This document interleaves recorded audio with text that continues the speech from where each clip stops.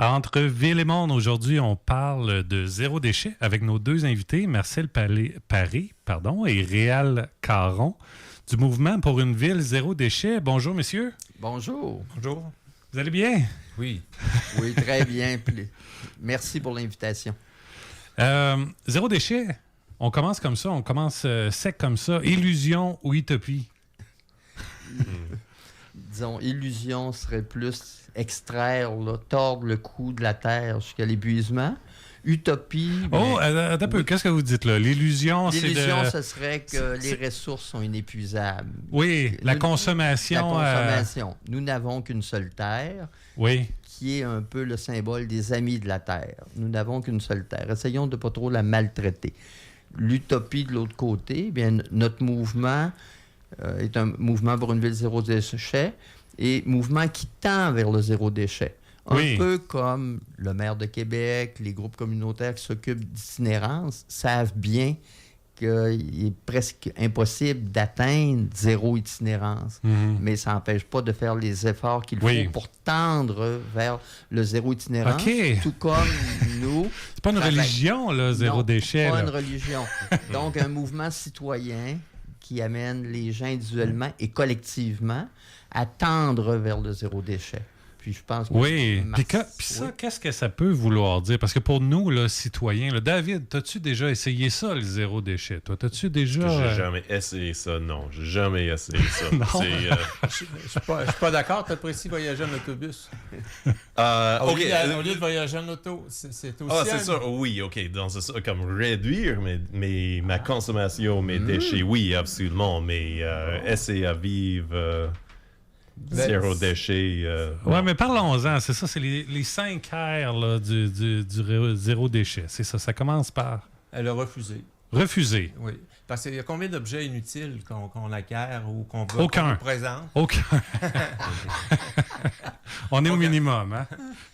Non, mais il y a de tas de choses. On peut faire le choix. Par exemple, on peut passer... On peut emprunter l'objet d'un voisin plutôt que d'acheter un objet pour faire monter une étagère. Et donc, il y a des tas de choses qui sont possibles. On peut louer des objets au lieu de prendre et les mettre dans son garde-robe. On peut se refuser de posséder. Oui. Donc, des fois, on a le goût, puis on se dit, ben non, je passe mon tour. C'est ça? Oui, puis on peut même vivre mieux si on refuse certaines choses. Ah! Ben oui, la personne qui veut acheter une grosse auto, ou une auto neuve, ou une auto coûteuse. Oui, mais les gens qui trouvent plaisir dans la consommation. Puis surtout lorsqu'elles reçoivent la facture pour rembourser, puis qu'elles doivent payer etc.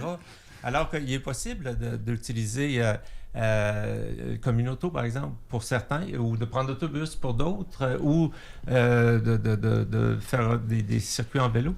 Oui. C'est se servir de quelque chose ou être au service de quelque chose. C'est ça aussi un choix un choix de vie là, On peut refuser d'être possédé par les objets que nous possédons. Ah oui? Oui. Donc, d'être prisonnier, captif d'une certaine façon. Là. On peut refuser ça en bonne partie. Là, un peu ce que Marcel disait. Je sais pas, être actif, comme David le suggérait. Faire 1 kilomètre à pied pour aller chercher son litre de lait au dépanneur plutôt que de faire tourner le moteur. Donc, ça c'est refuser, ce que vous dites. Non, ça c'est réduire. Ça c'est réduire. OK, deuxième R, on est au deuxième. Oui, on est au des deuxième. 5, OK. Mais refuser, Marcel l'a évoqué. Là, c'est sûr, on peut refuser volontairement, c'est la simplicité volontaire. On peut refuser volontairement. Les gens plus pauvres, des fois, ils n'ont pas le choix de refuser. Mais on peut refuser volontairement, gagner du temps. Et il y a un dilemme. Le temps est précieux aussi pour le bien-être personnel. Donc, si on court après la consommation, des fois, on peut s'épuiser et manquer de temps pour d'autres besoins plus personnels, plus familiaux, plus communautaires. Et donc, on peut mettre dans la balance le temps pour refuser. Le bénéfice de refuser, c'est souvent le temps. Puis refuser, c'est aussi se donner la liberté. Parce que si, Réal l'a souligné, si tu es tenu de le faire, c'est pas de la simplicité. C'est pas un choix, là. Dans ce sens-là, c'est pas un refus, c'est une obligation. Si on te contraint à quelque chose, ça marche pas. Puis c'est injuste aussi. Mais si tu décides que tu peux procéder autrement dans ta vie, puis tu peux acquérir beaucoup de liberté, et même en plus de la liberté, tu peux faire des économies aussi. Ça peut alléger ton budget. C'est la liberté de choix. C'est pas drabe être appliquer sa liberté. Là. C'est pas une chose triste. Au contraire, c'est une question de santé. Ouais. OK. Oui, il y a toutes ces questions. Oui, on peut conduire moins. On peut refuser si quelqu'un... Voilà, on peut mettre comme le petit colon sur la boîte à mal. Je veux pas de pas de publicité. Publisac, etc. Mais moi, personnellement, quand je regarde la quantité de déchets que je produis, ma famille produit dans une semaine, c'est hallucinant. Ah oui, c'est marquant. Hein? C'est marquant. Ouais. Puis je demeure dans un bâtiment, on a des gros containers de poubelles en bas. Ça se remplit. C'est chaque semaine, ouais, c'est ça, c'est plein. On ne peut pas aller à la fin de la semaine parce que c'est plein. Qu'est-ce qu'on fait? Qu'est-ce que ces gens... Qu'est-ce que moi, je peux faire? Tu peux acheter en vrac. Souvent, là, ce qui est dans ton conteneur, c'est pas ce que tu as mangé, c'est ce qui entoure ce que tu as mangé. Donc, c'est des choix. Tout l'emballage. Ici, sur un peu plus haut, sur la rue, il y a un magasin zéro déchet. Donc, c'est très pratique et c'est même très économique d'aller à cet endroit-là. Parce que l'emballage, ils ne te le donnent pas, ils te le vendent. Ils te le vendent avec ce qu'il y a à l'intérieur. Donc, tu payes pour quelque chose que tu mets dans un bac à déchets. Fait que c'est un peu l'absurdité. Puis ensuite, tu peux choisir quand tu vas acheter en vrac, tu vas acheter selon tes besoins, non pas selon les formats qu'on veut bien te vendre. Ouais, ça c'est intéressant. Effectivement, souvent on achète trop. Et quand tu achètes en vrac aussi, c'est que ils ne te vendent pas des produits transformés. Ils ne te vendent pas de biscuits. Il faut qu'ils vont te vendre la farine, le sucre et les éléments pour faire ton biscuit. Donc, ça t'amène à faire la cuisine. Et ça aussi... ça commence à être compliqué. Là. Non, mais ça dépend. Ça peut dépendre, mais c'est parce que tous les produits transformés, qu'est-ce que ça contient? Quand tu te mets à regarder ce qu'on met dans ton biscuit, là, ça peut être très intéressant. Tu as mangé, tu t'es nourri, mais tu as absorbé beaucoup d'autres choses. Mais ça dépend. Il y a effectivement des... Mais moi, j'utilise beaucoup cette formule-là. De tout ce que je peux acheter en vrac, je l'achète en vrac. Qui est en même temps un achat local. Donc, réduire les déchets, acheter localement, c'est un puissant levier de réduction des déchets. Intéressant. Oui. C'est un puissant levier qu'on ne s'en rend même pas compte. On diminue le transport, assurément. Le transport, on diminue le carton avec le sourire. Donc, on diminue les emballages, le transport, tout ça. Et donc, on fait vivre, on raccourcit les circuits. Donc, on fait vivre les commerces locaux. Et dans les quartiers centraux, il y en a beaucoup. Oui. Alimentation, restauration, il y en a plein. Donc, et généralement, quand on consomme local, on va souvent le faire à pied, en vélo. Donc, on va être plus actif même. On va laisser possiblement la voiture à la maison. Et donc, on va faire des économies de plusieurs façons. Et ça, acheter local, ça réduit la quantité de déchets qu'on va générer. T'as l'air sceptique, David. Là. Explique-moi ton scepticisme. Il y a comme J'essaie de voir où sont ces magasins de vrac. Comme, OK, oui, ça existe, mais moi, quand je vais dans ces magasins, c'est 2 fois le prix que ce qu'on voit dans d'autres magasins. Puis c'est très limité. Si moi, je veux comme nourrir la famille, tout genre... Ça prend du stock. Puis... Ça dépend des besoins de la famille. Dans quel quartier habites-tu?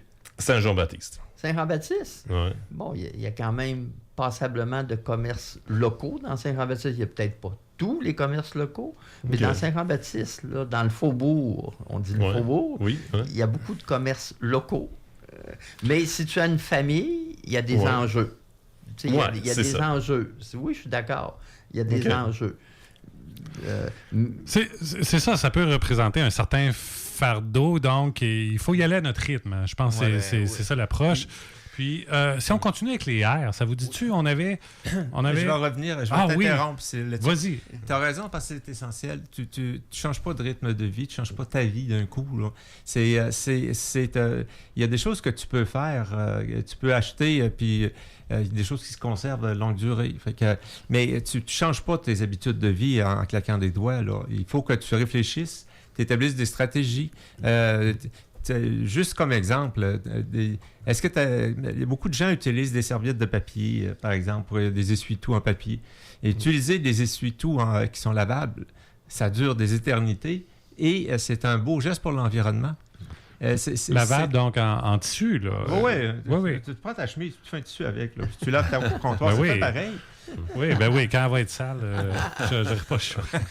Non, mais il y a des tas de gestes. On peut prendre des tissus de récupération. Oui. Il y en a qui en fabriquent. Il y a des couturières qui fabriquent des choses. Il y a une couturière sur la 3e avenue qui fabrique des serviettes et d'autres choses là, à partir de tissus de récupération. C'est des choses qui sont possibles et ça dure très, très longtemps. C'est ça pour des années.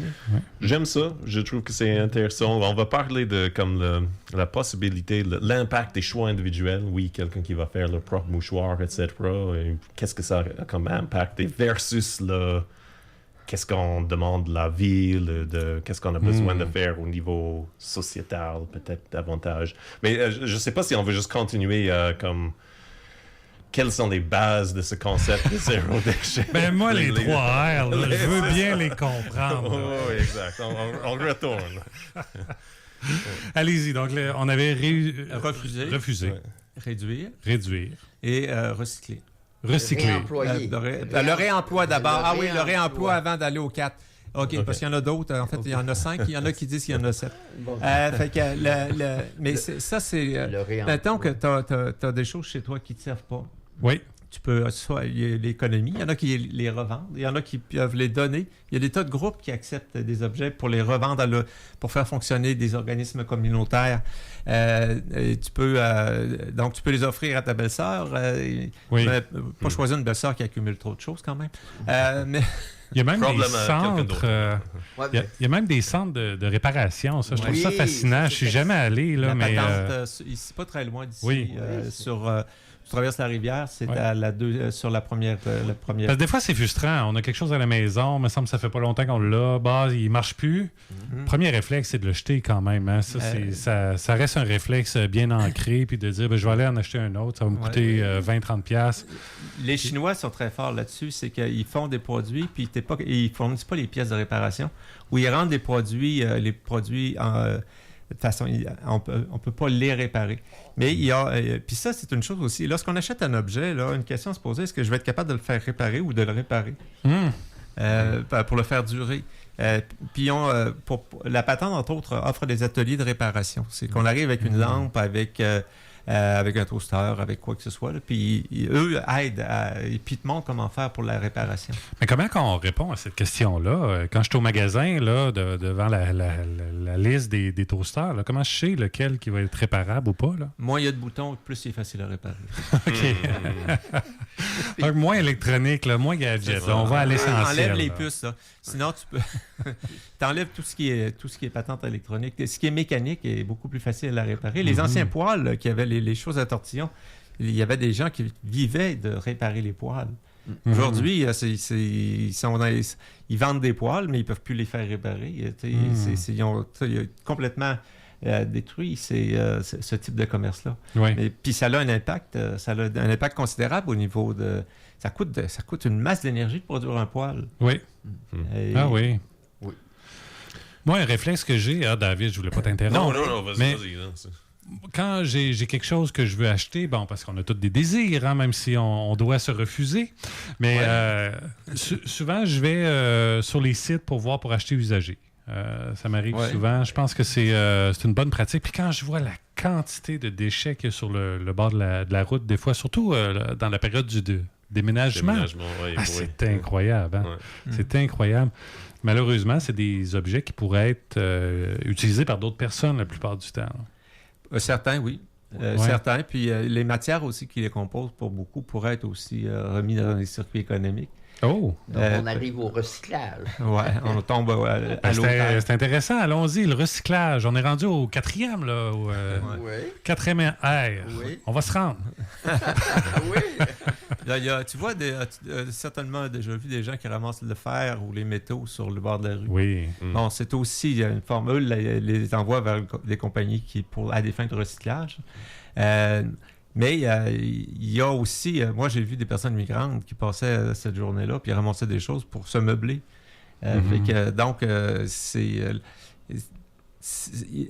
Les déchets, il faut comprendre une chose, ça n'existe pas réellement. Oh, OK. En fait, nous, notre prétention, et puis c'est pas notre prétention, c'est la prétention de San Francisco, eux qui ont inventé le concept de zéro déchet. Là. C'est une ville puis qui fait de l'argent avec ses ordures. Ils ont considéré que c'est pas des déchets, c'est des ressources qu'il faut exploiter. En fait, on a une vision dans notre société, puis l'incinérateur de la Ville de Québec est le plus bel exemple de ce que c'est.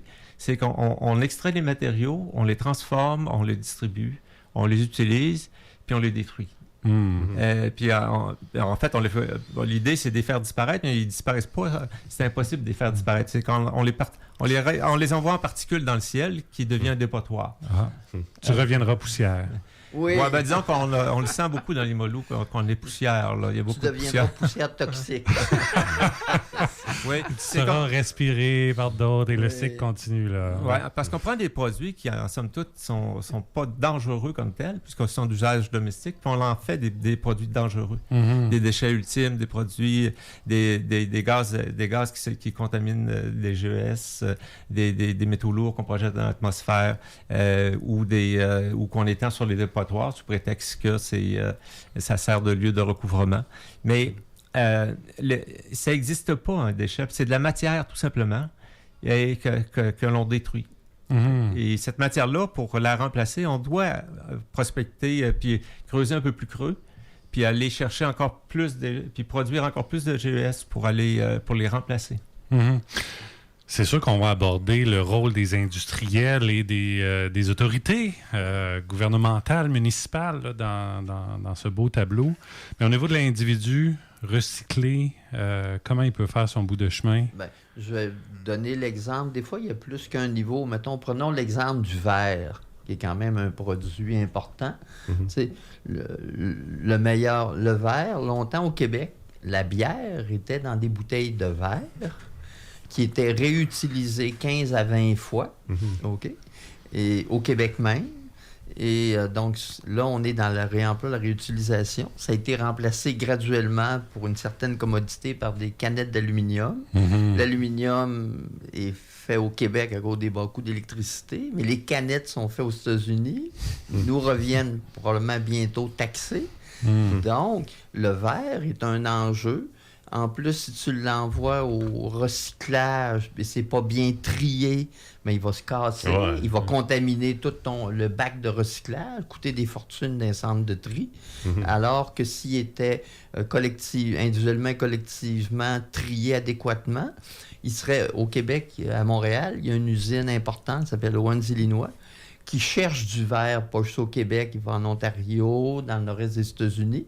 On pourrait approvisionner facilement cette usine-là, qui, elle, broie le verre, le réutilise et fait des nouvelles bouteilles. Donc, là, on est dans le recyclage de haut niveau. Donc, il y a le réemploi puis il y a le recyclage. Bien, le verre est un enjeu. Tout à l'heure, on en parlera peut-être plus au niveau des industries puis de la ville, mais il faut récupérer, et il y a même dans les airs, il y a récupérer, donc il faut trier adéquatement. Ça, c'est une tâche qui peut être faite assez facilement au niveau individuel. J'ai toujours pensé à ça, on met ça dans le bac bleu, les bing bang!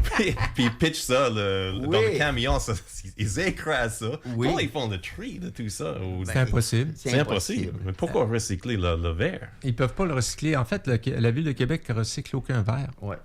OK. C'est zéro. Oui, c'est zéro. Ouais. Ben, la ville, et là, on rentre un peu sur... allons-y. La Ville dit qu'elle valorise le verre, mais la valorisation prend la forme là, du bas de gamme. Ça veut dire que c'est mêlé à d'autres choses et ça sert de matériel de recouvrement dans les sites d'enfouissement. C'était tellement peu valorisé que même le gouvernement du Québec a dit « Nous allons vous charger une redevance à l'élimination, 1/3 de la redevance. » Donc, même le gouvernement du Québec considère que la façon dont le verre est traité dans les centres de tri par les municipalités, c'est beaucoup plus de l'élimination que de la valorisation. Ah, mon Dieu. Donc, on ne peut pas mettre le verre dans la poubelle. Parce que dans les incinérateurs, c'est trop compliqué de le brûler. Est-ce que c'est ça? Ou... on ne peut pas brûler le verre à l'incinérateur. L'incinérateur de la Ville de Québec, sa température moyenne est 850 degrés. Pour la refonte du verre, c'est 1600 degrés. Puis si tu veux faire du verre neuf, c'est 2400 degrés. Okay. Donc, mais le verre que tu envoies à l'incinérateur, il y a un méchant défaut, il colle sur les parois. Puis donc, eux autres sont obligés de... L'expression qu'on m'a dit, moi, c'est scraper le four pour détacher ces particules-là qui sont collées. Ou encore, il est sous forme de verre refondu qui se mélange avec les cendres. Mais le verre, on peut le ramollir. C'est le mieux qu'on peut faire à l'incinérateur. Okay. Donc, on appelle ça un incombustible. Donc, c'est comme il faut un troisième bac pour le vide, c'est ça? Faire une vraie collecte sélective. C'est ça, OK. Et entre autres, organiser différemment des cloches de verre. Au Québec, il y a plusieurs municipalités, même des MRC vers l'Estrie, qui font la collecte du verre. Et c'est rentable. Ils acheminent ça vers Montréal parce qu'il y a une entreprise qui a de la demande. Ça demande un effort, mais c'est un effort qui est rentable. Juste avant le 5e heure, peut-être. Oui. Je suis impatient. Je peux patienter encore un peu. 2 minutes. Mais quel pourcentage de ce qu'on pitch dans le bac bleu est en fait recyclé? On ne le sait pas. Okay. Parce qu'il n'y a pas de traçabilité. C'est d'ailleurs pour ça que la nouvelle loi qui vient d'être... on veut la traçabilité.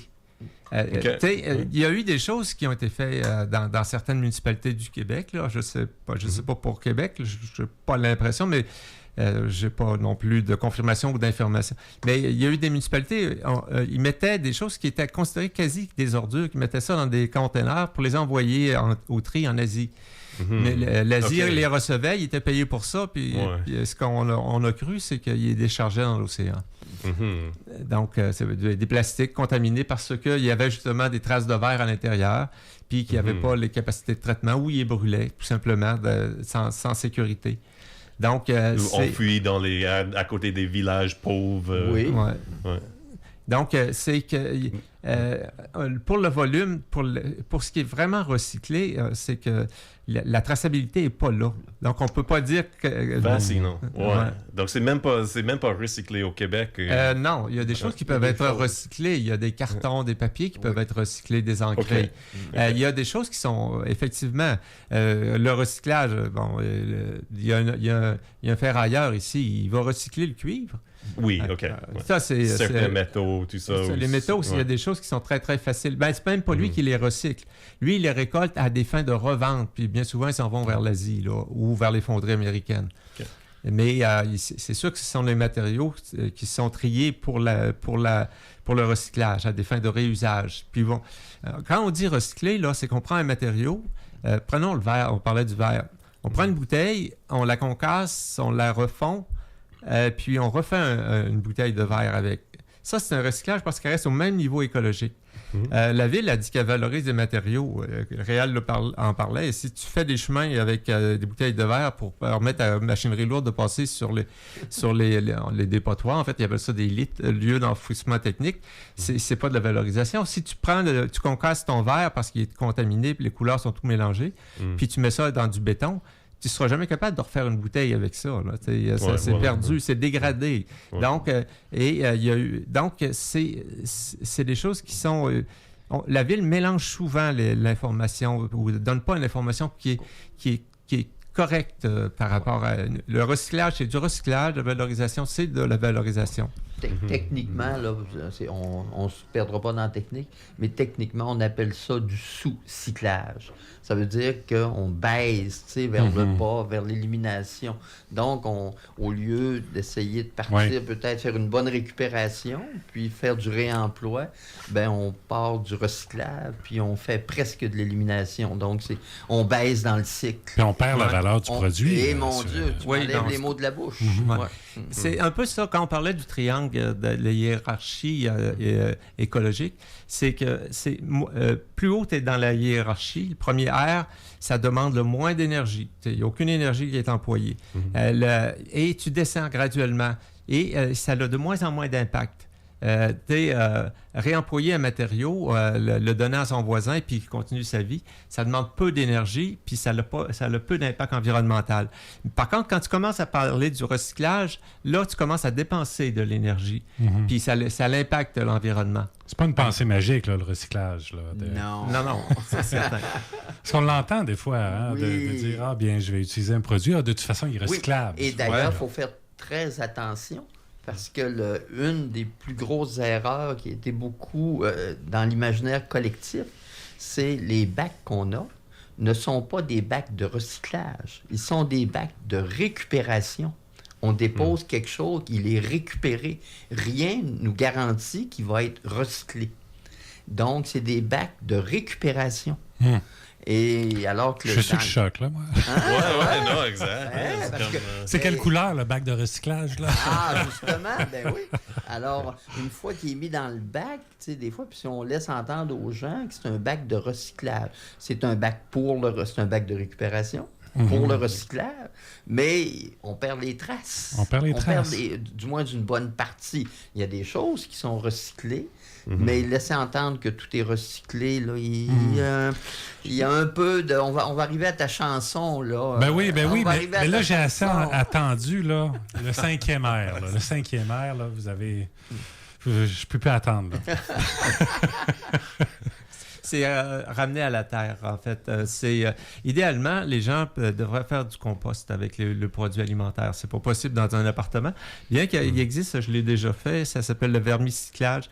C'est le vermicompostage. C'est des vers domestiques, des vers qui viennent d'Amérique centrale, et puis c'est efficace. Sauf qu'il ne faut pas avoir un volume trop important. Oui. Mais... c'est assez niché comme solution. Mais c'est très réalisable. Vous pouvez en mettre ici en dessous de vos bureaux si vous le souhaitez. Oui. Là, quand vous mangez vos pommes, là, vous prenez vos marques de café. Mais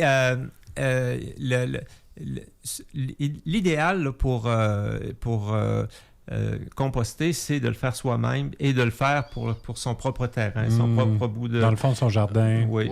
Puis il y a des tas de choses qui sont faciles à mettre dans les choses. Les marques de café, c'est idéal pour les plantes. Si vous aimez les rosiers, les autres adorent recevoir ces choses-là. Vous n'avez même pas besoin réellement de les composter. Mais ça, c'est une autre façon.